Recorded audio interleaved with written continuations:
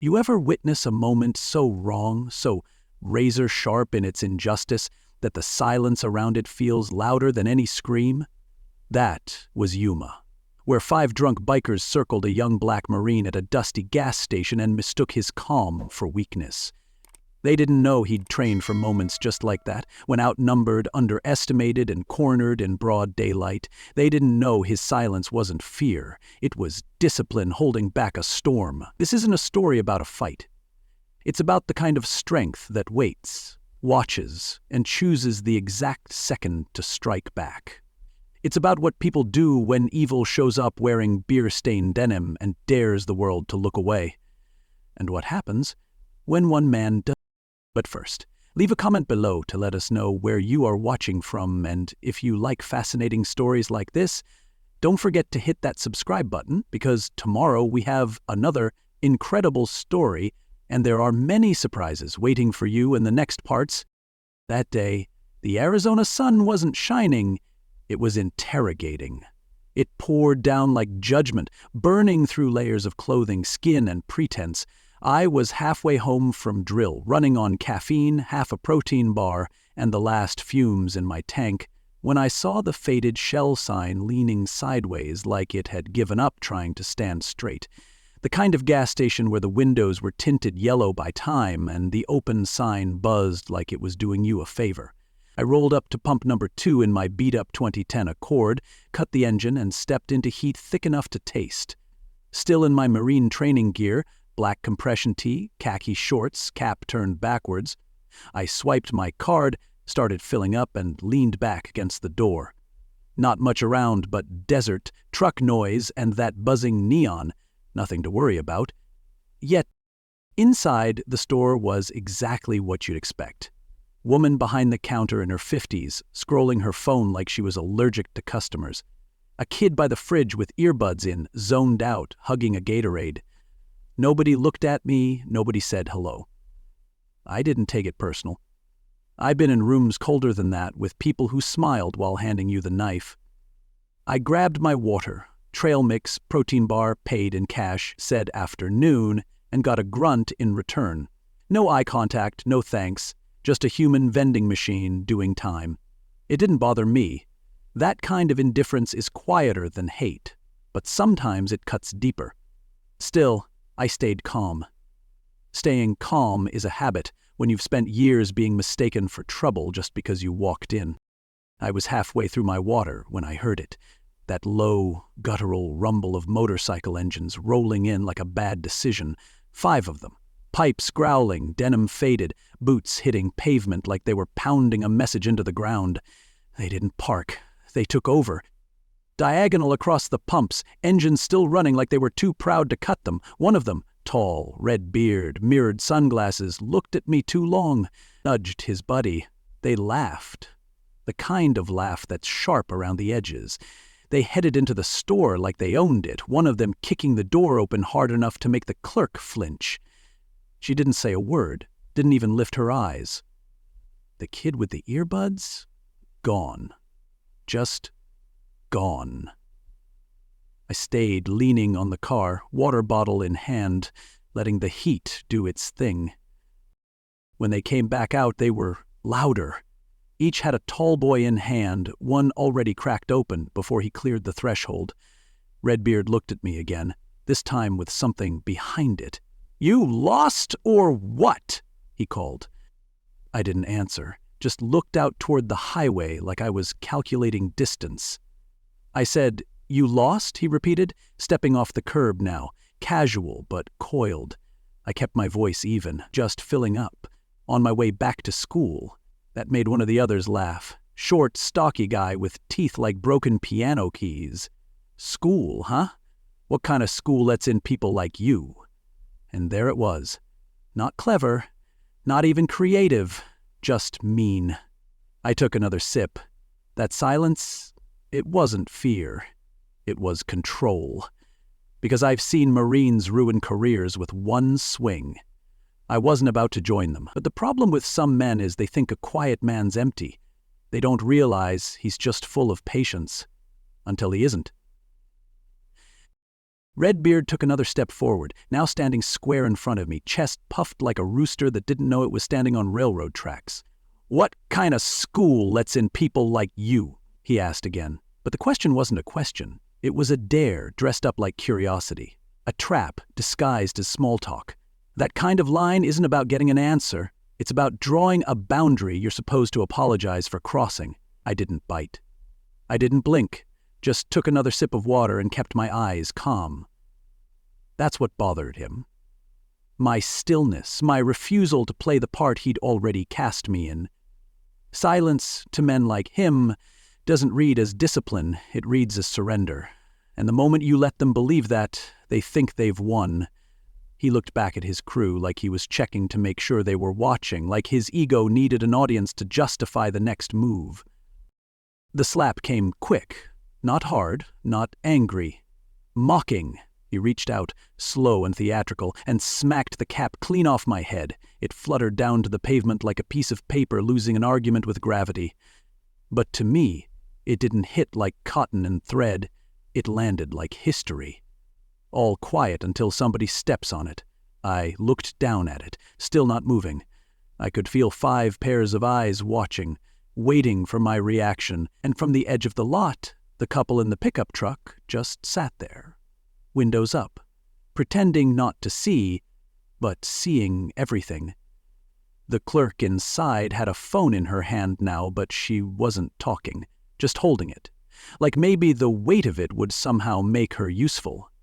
But she didn't press anything, didn't move. Just stared through the glass like she was watching a movie with the volume off. I bent down slowly and picked up my hat, dusted it off with one hand, set the water bottle on the roof of the car, and looked Redbeard in the eye. Calm. Measured. "You get 1, I said. 4 words, but not just 4 words. That's a Marine phrase. It means I'm giving you the grace I was trained for. It means I'm not starting this, but if you want to end it, I will. Redbeard just grinned like he'd been handed an opportunity, not a warning. Behind him, his boys were shifting, circling. Loose half-circle, not quite close enough to act, but close enough to make a statement. One of them cracked his knuckles, another adjusted his belt, that false casual body language people wear when they're waiting for someone else to make the first move. And me? I didn't flinch. I'd been in rooms where tension wasn't just air, it was policy, and I learned long ago that whoever loses their calm first loses the room. The couple in the truck didn't move. The guy's knuckles were wrapped tight around the steering wheel, and the woman just stared through the windshield like, if she didn't blink, she wouldn't have to admit what she saw. Inside, the clerk was still frozen, eyes darting between me and the door, phone halfway to her ear like she was waiting for permission to use it. But courage didn't leave the room. It never entered. And that's the part people don't like admitting. Not that bad things happen, but that they stood nearby and said nothing. The youngest biker, the one with the chain on his jeans and a face too fresh for that crowd, looked nervous. His eyes kept bouncing between me and Redbeard. He could see it, the way I stood, the way my weight shifted slightly forward, hands relaxed, elbows loose, not like someone scared, like someone ready. And yet nobody said a word. Not the bikers, not the clerk, not the couple in the truck, just the buzz of the neon, the cicadas outside, and the dry rasp of wind scraping dust against pavement. That kind of silence? It's not peace. It's pressure waiting to snap. It's a courtroom without a judge. A warning without a siren. Redbeard leaned in close now, breathing beer and ego, and the air around us turned into a held breath with no exhale. That's when you realize silence can be loud. Louder than threats, louder than names, louder than fists about to fly. It was the sound of nobody having your back and everybody waiting to see how bad it had to get before doing anything at all. And somewhere in all that noise, disguised as quiet, I knew the line was about to be crossed, for real this time. Because men like him, they don't stop where you warned them. They stop where they're made to. Redbeard crossed the line with both hands. Not the nudge or mock push he'd been floating before. This time it was a full shove, palms flat against my chest, all the weight he had behind it. The kind of move men throw when they think you won't throw back. The kind of shove that comes from a place where they've never had to answer for their own noise. Some men shove like they've never been shoved back. Until today. I didn't stumble, didn't sway, just absorbed it. And in that half second where his confidence cracked, just a flicker in the corners of his eyes, I made my decision. I didn't hit him. I removed his options, fast and quiet, the way you flip a switch in a burning room. I stepped into the space he'd just opened, hooked his lead arm at the wrist, twisted through his shoulder, and pivoted behind him like I'd rehearsed it 1,000 times. Because I had. In drills, in sand pits, on mats. What came next wasn't a fight. It was physics. His balance broke before his brain caught up, and by the time his weight shifted, my arm was already wrapped around his neck, elbow locking tight, pressure calculated. Not to hurt him, just to shut down movement. I wasn't angry. I was precise. That's the part most people don't understand about combat. It's not about power. It's about permission. I didn't need his combat math, my old instructor used to call it. Balance plus breath equals survival. His feet scrambled like he was trying to remember how standing worked, but I had him. Controlled. Contained. The way you hold a loaded weapon you're not planning to fire, unless you have to. That's when stocky guy moved, angled in from the left, clumsy but fast, thinking surprise was still on their side, but he was too loud. I heard him before he was halfway there. I dropped Rick flat on the pavement, his back hitting concrete with a grunt, then stepped sideways into Stocky's path. Let him come. Used his momentum against him, shoulder turned, pivot, sweep the leg, and down he went. Hard. No flair, just function. His ribs smacked the asphalt with the kind of thud that tells the body to stay down whether the mind agrees or not. The air left him in one ugly cough, and he stayed there, rolled onto his side, moaning. I didn't look at him. I was already tracking the next movement. The third guy, tall and lean with a twitch in his jaw, raised his fists halfway, then froze. His eyes scanned the space between us and saw something that made him rethink everything. Not just me, but the layout, the odds, the tempo. He saw a man not breathing hard, not posturing, just standing there like a locked door. You sure? I asked. Not loud, not mocking, just a question with a lot of history behind it. He hesitated, dropped his hands an inch. That was enough. Back up, I said, voice level. All of you, right now. The youngest one, the one who hadn't moved much since they arrived, was already stepping back. His mouth hung open, but no sound came out. The others looked at Rick, still gasping on the ground, and the second guy curled up on the pavement, and they realized something that hit harder than anything I'd thrown. This wasn't going to go their way. Not now, not ever. There's a kind of silence that follows humiliation. Not shame, not guilt, just the quiet recognition that you brought the wrong kind of fire to the wrong kind of storm. The four who were still standing helped Rick up, but it wasn't with pride. It was with hesitation. Their shoulders hunched now, their swagger hollow. The same men who'd laughed loud and walked heavy were now suddenly careful about where they put their feet. They didn't speak.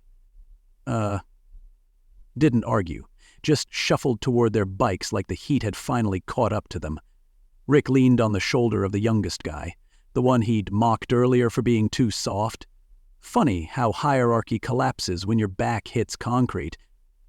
The couple in the truck was still frozen, eyes wide. The clerk inside finally lowered the phone, like maybe she believed it was safe to pretend she hadn't been watching. And me? I stood still. Calm. Steady. Turns out, control speaks louder than fists. The rumble of engines had barely faded when the sound of sirens crept in from the highway, sharp, distant, and rising. Blue and red lights flashed against the faded gas station windows like someone had finally hit the alarm bell on reality. The bikers froze. Not out of guilt, at least not at first, but because predators don't like being watched.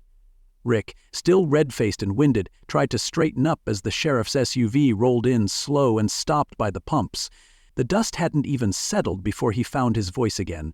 "He jumped us," Rick said, pointing a shaky finger in my direction. "We were just minding our business, and this guy lost it." His tone was rehearsed, words too quick, like he'd practiced the lie before it ever needed telling. The others nodded along, eager to paint me as the aggressor before the first boot hit the gravel.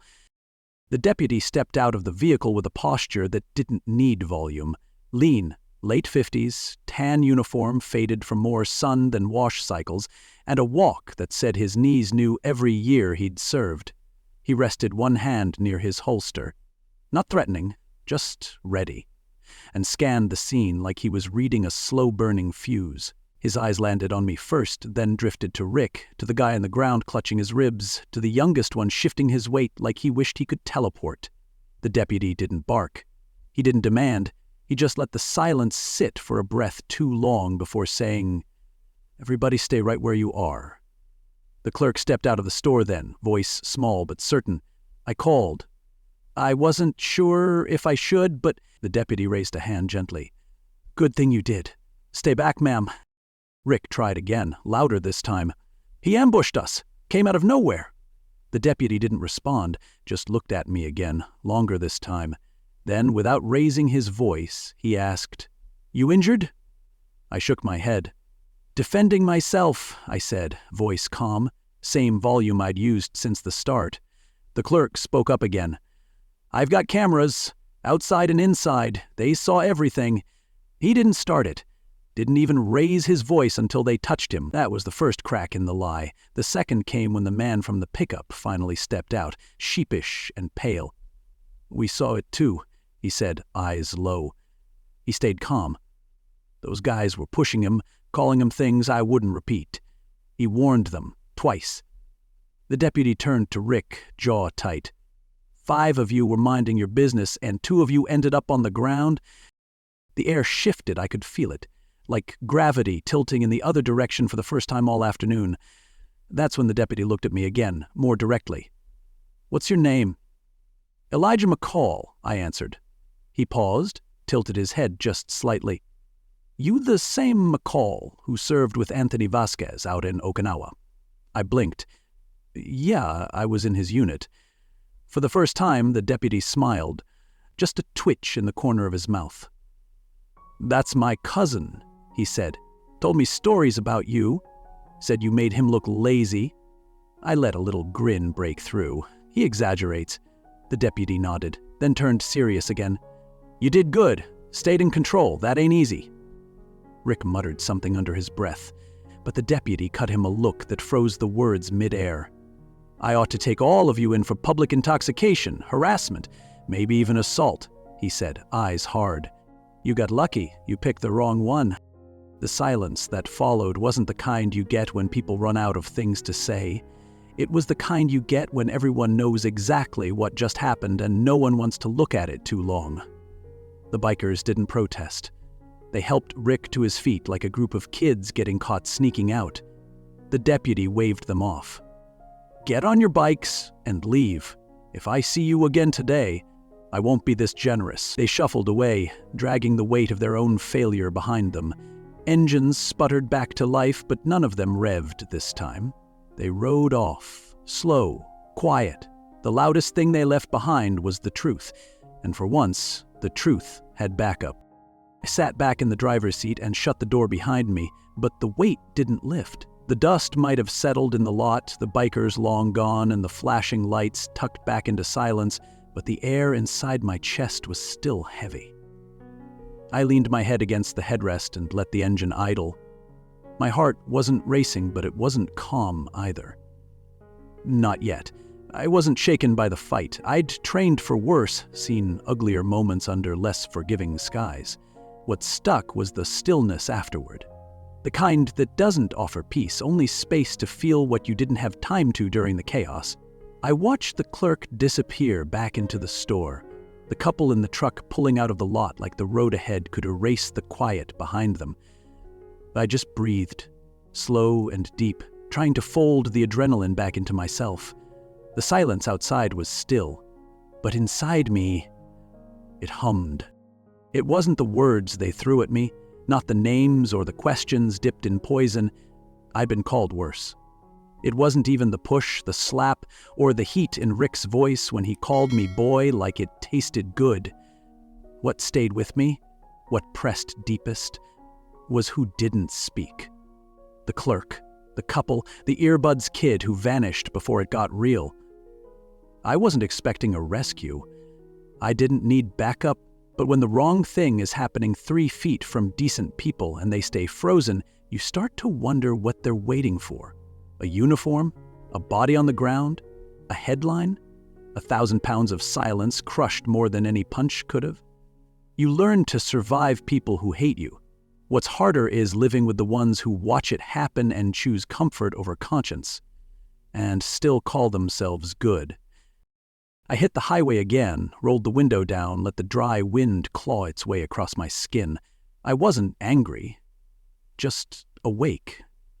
15 minutes out, I spotted a rest stop, a single shaded table and 2 humming vending machines.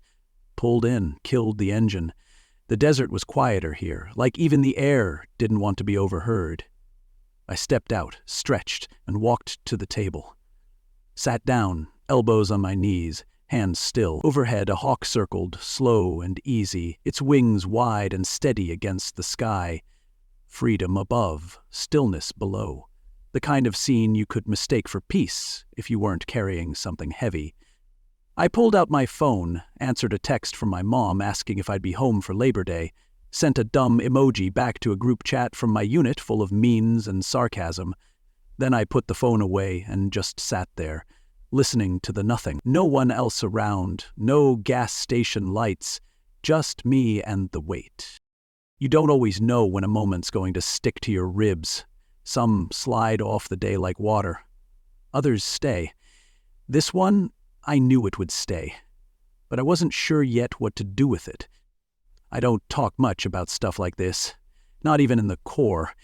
I keep stories close, not because I'm ashamed, because I don't want to carry the sound of it into rooms that haven't earned it. But this one felt different. This wasn't about toughness or technique or proving a point. This was about knowing who you are when the world tries to paint over it, about holding your line when nobody else will. Some stories aren't for noise.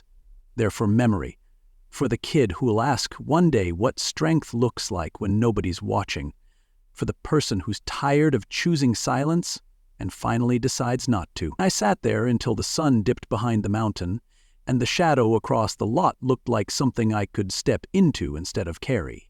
Then I stood up, got back in the car, and kept driving.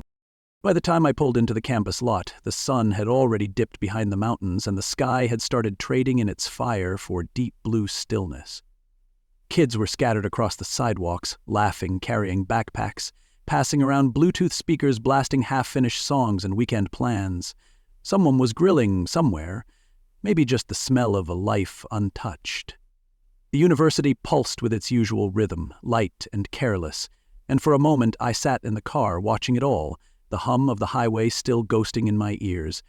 No one here knew what happened 2 hours south. No one paused to look. That gas station, that parking lot, the slap, the sirens, none of it made a ripple here. The world didn't stop for my story, but maybe, just maybe, I'd choose to tell it anyway. Not for attention, not for outrage, for the next Elijah. The one still learning to walk quietly in rooms that were built to make him feel loud. The one who hasn't figured out yet that the scariest part of standing your ground isn't what comes at you, it's who watches and says nothing. Presence is louder than shouting. Dignity is more disruptive than rage. I didn't win that afternoon because I threw a punch. I won because I didn't let anyone rewrite who I was. And if someone out there was watching behind a windshield, behind a register, behind their own silence, I hope they remember what it looks like when a man doesn't break. If someone's watching, give them something worth remembering, something that changes the way they sit still next time. So I'll ask the question I've carried ever since. Have you ever stood by and waited for someone else to step in? Watched wrong unfold like a movie you thought would end before it got bad? Next time, don't. Don't wait for uniforms or proof or permission. Speak, move, say the thing that might shift the air. Because the truth is, kindness is armor, and surprise is a mirror.